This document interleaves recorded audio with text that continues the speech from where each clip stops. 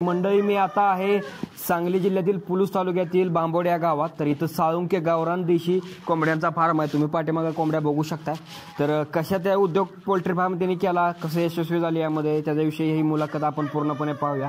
तर ही मुलाखत तुम्ही पूर्णपणे बघा, त्यांची आता मी मुलाखत घेतोय.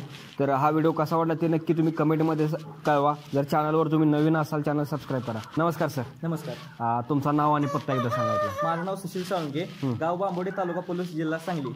तुमचं चॅनलमध्ये आमच्या ग्रेट महाराष्ट्र सर्वप्रथम स्वागत. तुम्ही हा व्यवसाय कधीपासून सुरू केला, त्याचा कसा प्रवास होता हे आम्हाला सुरुवातीला सांगा. हा व्यवसाय सुरू करून आपल्याला जवळपास 2 ते 2.5 वर्ष झाली. सुरुवातीला आपल्याला जरा भरपूर तोटे वगैरे सहन करायला म्हणा किंवा काय. सुरुवातीला आपण 1300 पक्ष्यांनी सुरुवात केलेली. मग 1300 पक्ष्यामध्ये सुरुवातीला म्हणजे पक्षी तयार करायला आपण किती पण करू शकतो, ते विकता आला पाहिजे. सुरुवातीला 1300 पक्षी केला, पण त्याची विक्री व्यवस्थित झाली नाही, टाइमवर झाली नाही. व्यापाऱ्यांच्याकडून थोडं आपल्याला नुकसान झालं.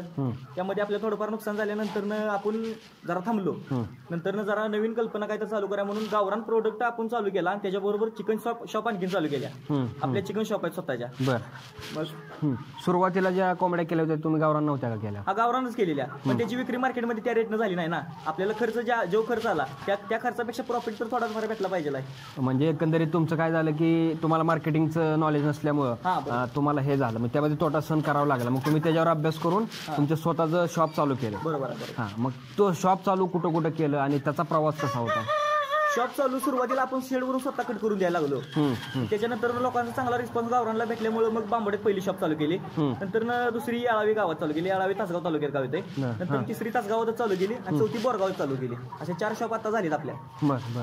आणि आता तुम्ही ते शॉप चालू केल्यानंतर आता स्वतःच मार्केटिंग तुम्ही आता स्वतः करताय. तर तो कसा म्हणजे अनुभव आला तुम्हाला, की फायदा किती झाला, कसा झाला? सुरुवातीला म्हणजे जे शेड केले त्यावेळेला लॉस मध्ये गेलो. नंतर कटिंग चालू केल्यानंतर आपल्याला समजलं आपण थोडंफार पैसे राहायला लागले. आपण ह्याच्यातूनच थोडंफार आपण पुढे जाऊया असं समजलं. आपल्याला किती लागते पक्षी बाबांनो, 1,500 लागते, 2,000 लागते मंथली. त्यानुसार बॅचेस टाकायला चालू केल्या. त्या महिन्यात 1,500 पक्षी टाकायचा, पुढच्या महिन्यात 1,500 टाकायचा, त्याच्या पुढच्या महिन्यात 1,500 टाकायचा. अशा बॅचेस चालू केल्या. तो 3 महिन्यांना कटिंग येणार, त्याच्या मागची बॅच त्याच्या पुढच्या 3 महिन्यांना कटिंग येणार. असं यानुसार पद्धत चालू केली आणि 4 दुकानांनी थोडा पक्षी टाकून. मग आता हे जे पाळताय तुम्ही सगळे कोंबड्या तुमच्याच फार्म मध्ये तयार झाल्या का तुम्ही दुसरी? नाही, स्वतः सगळं आतापर्यंत जो पक्षी गावरान आहे ना सगळ्या स्वतः आपल्या फार्मच असते. बरं. ह्याच्यामध्ये तोटा येण्याचं कारण काय काय असतं किंवा ह्यामध्ये लॉस होण्याचं काय काय मुद्दा असतो? याच्यामध्ये लॉस होण्याचं कारण म्हणजे एक डिसीज येऊ शकते. म्हणजे तुम्ही व्यवस्थित म्हणजे सांभाळणे झाले नाही वगैरे तर रोग येऊ शकत्या.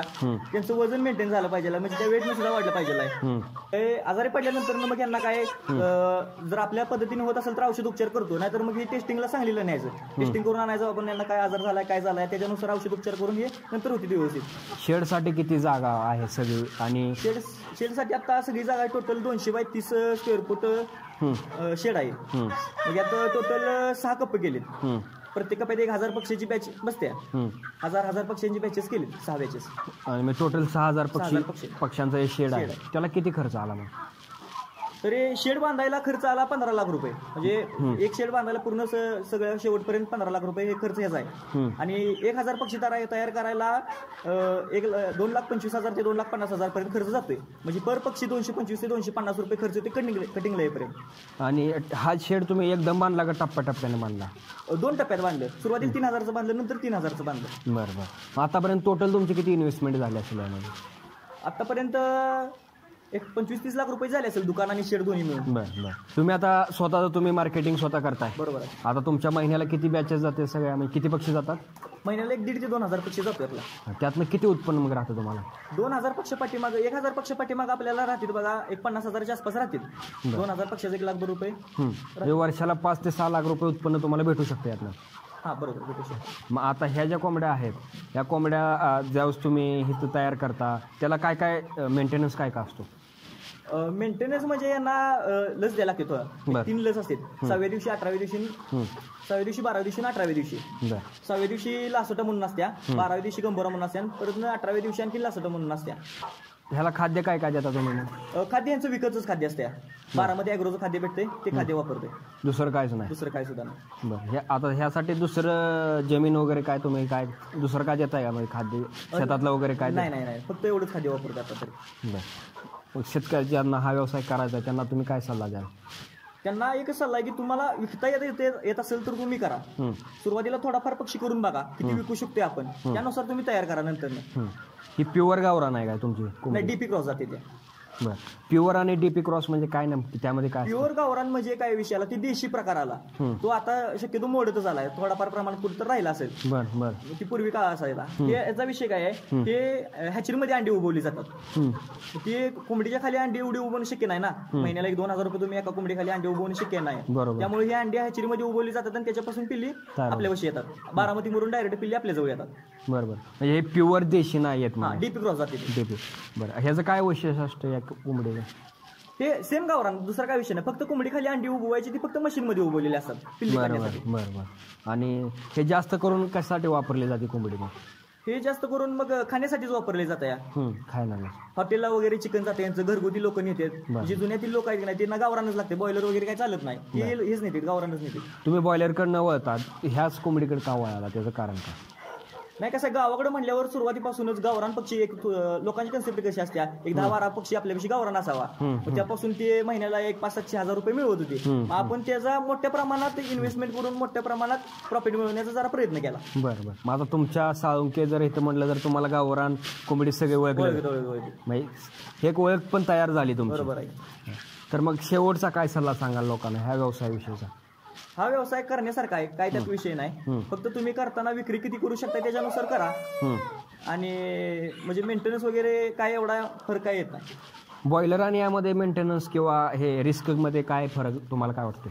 बॉयलर मध्ये रिस्क जास्त प्रमाणात असते, कारण ते पक्षीच नाजूक असतोय. हे गावरान म्हणजे देशी टाईप मध्ये झाले की आलं ना, त्यांना एवढा काय विषय नसतोय. ह्या तुम्ही व्यवसायामध्ये आधुनिक तंत्रज्ञानाचा काय काय वापर केलाय? आधुनिक तंत्रज्ञानामध्ये यांची चोच कटिंग करायला लागते 21व्या दिवशी. मग त्याच्यामध्ये चोच कटिंगची मशीन आहे. म्हणजे ती चोच कसं असते, 3 महिने पक्षी आपल्या जवळ राहणार, 3-4 महिने पक्षी आपल्या जवळ राहणार. मग ती नंतर मोठा झाल्यानंतर एकामेकाला पक्क वगैरे काढतात.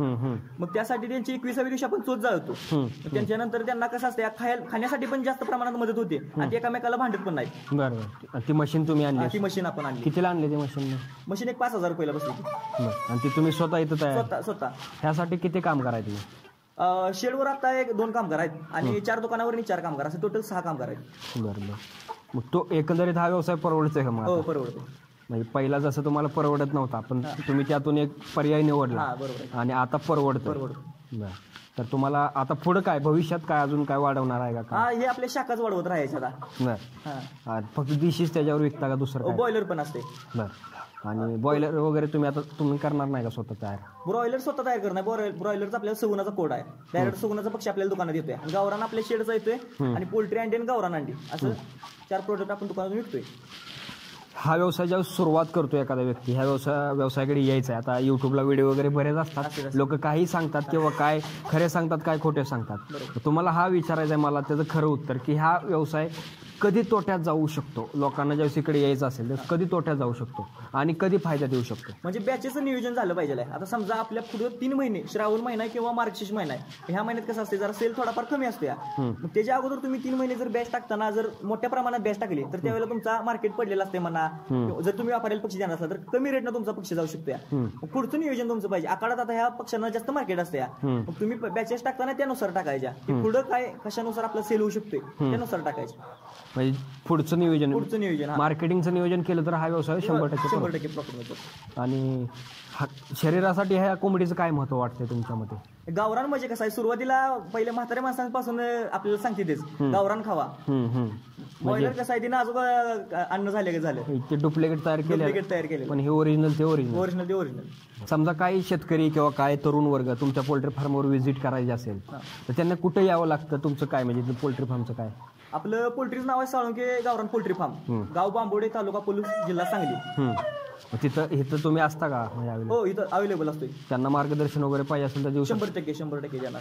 ह्यासाठी कोंबड्यांना पाणी वगैरे तुम्ही देतच असाल, त्याचं काय नियोजन असतं? म्हणजे पाण्याचा सुरुवातीला पीएच चेक केला जातो. जर पीएच जर नॉर्मल असेल तर काही विषय नाही. जर पीएच जर कमी जास्त असेल तर त्याच्यानुसार त्यांना त्या पाण्यामध्ये ऍसिड आणि सॉक्रिन म्हणून औषध भेटते किंवा क्लीन टॅप म्हणून भेटते, त्याचा वापर जरा करायला लागतो. त्यानं काय फायदा होतो? त्यांना डिसीज होण्याचे चान्सेस कमी होते. एक साधारणपणे कोंबडी किती वजन त्याचं असतं? 3 महिन्यापर्यंत आहे. नराची सरासरी 1700 ग्रॅमपर्यंत जाते आणि मादीची सरासरी 1400 ग्रॅमपर्यंत जाते. आतापर्यंत तुमच्या सगळ्यात जास्त मोठे वजन असणारे किती किलोपर्यंत झाले तयार? एक पक्षी तयार केलेला आपण 5 किलोचा तयार केलेला. म्हणजे जो सुरुवातीच्या बॅचचा होता ना तो त्या जवळपास 2-2.5 वर्षाचा पक्षी होता. बरोबर. तो 5 किलोपर्यंत तयार झालेला. बरोबर.